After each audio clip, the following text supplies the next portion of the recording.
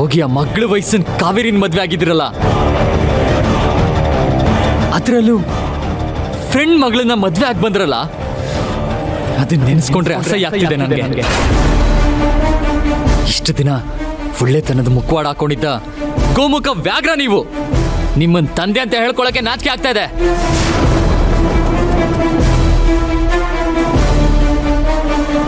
Preethu, please ಇಲ್ಲೋಡು, ನನ್ನ ಕಾವೇರಿ ಮದುವೆ ವಿಚಾರದಲ್ಲಿ ಹೇಳ್ಕೊಳಕ್ಕಾಗದೇ ಇರುವಂತ ಒಂದು ಸತ್ಯ ಇದೆ.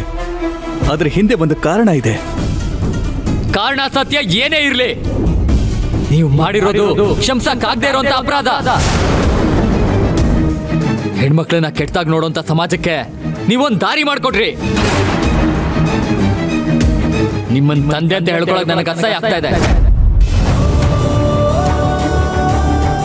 Preethu, Preethu please try to understand. ಬೇಡ, ನಿಮ್ ಬಾಯಿಂದ ನನ್ನ ಹೆಸರು ಕರಿಬೇಡಿ. ನೀವ್ ಯಾವತ್ತ ಕಾವೇರಿನ ಮದ್ವೆ ಆಗಿ ಬಂದ್ರೋ ಅವತ್ತೇ ನಿಮ್ ಪಾಲಿಗೆ ನಿಮ್ ಮಗ ಸತ್ತೋದ.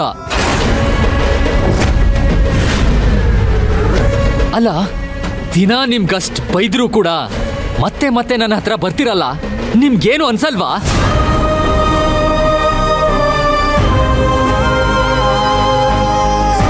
ಚಿಕ್ಕ ವಯಸ್ಸಿನಲ್ಲಿ ಆಟ ಆಡೋದಕ್ಕೆ ನೀನ್ ನನ್ನ ಗುದ್ದುತ್ತಾ ಇದ್ದೆ, ಓದಿತಾ ಇದ್ದೆ.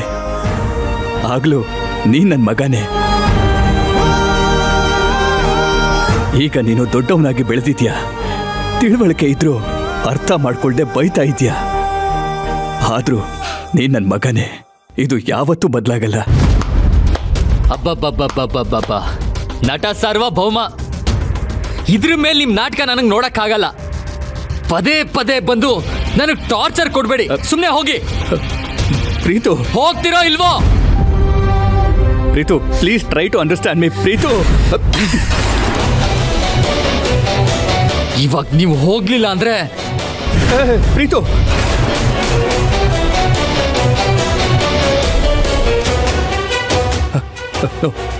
ನಾನು ಹೋಗ್ತೀನಿ. ಒಂದ್ ನಿಮಿಷ, ಬರೀ ಹೋಗೋದಷ್ಟೇ ಅಲ್ಲ, ಯಾವತ್ತು ನನ್ನ ಕಣ್ಮುಂದೆ ಬರಬೇಡಿ.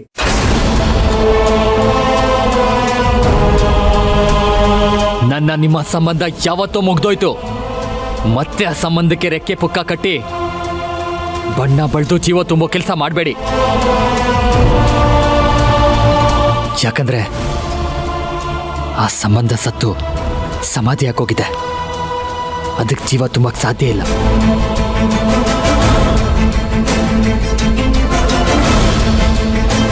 Get out! ಮಡಿಲಿನಲ್ಲಿ ಕಡಲಿನಷ್ಟು ಹನಿಗಳಿದ್ದರು ತೊಲಗದಾದ ಎದೆಗೆ ಬಡಿದ ಸಿಡಿಲ ಭಾರ. ಬದುಕೆ ನೀನು ತೀರ ಕ್ರೂರ, ಕರಗುತ್ತಿರುವ ಪ್ರಾಣ ಹಿಡಿದು ಅಂಗಲಾಚಿ ನಿಲ್ದೆ ಸ್ವತಃ. ತಡೆಯಲಾಗದ ಈ ಪ್ರಹಾರ, ಸೂತ್ರಧಾರನ ಜೊತೆಗೆ ಸಮರ.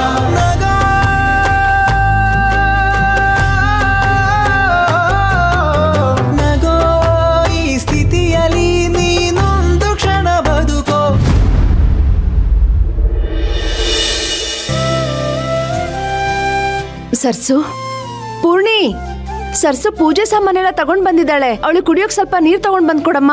ಸರಿಮಾ.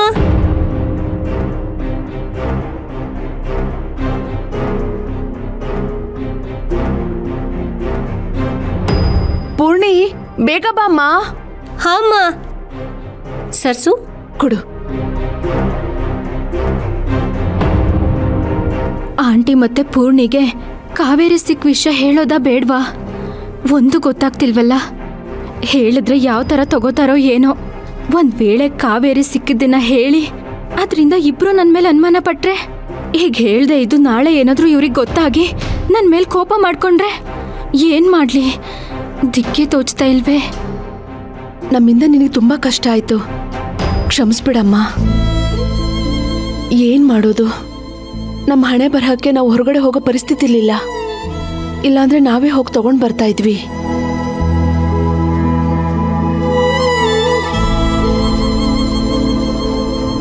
ಇದೇನಮ್ಮ ಇದು? ಎಲ್ಲ ಹೆಚ್ಚೆಚ್ಚಾಗಿ ತಗೊಂಡ್ ಬಂದಿದ್ಯಾ ಸರ್ಸು?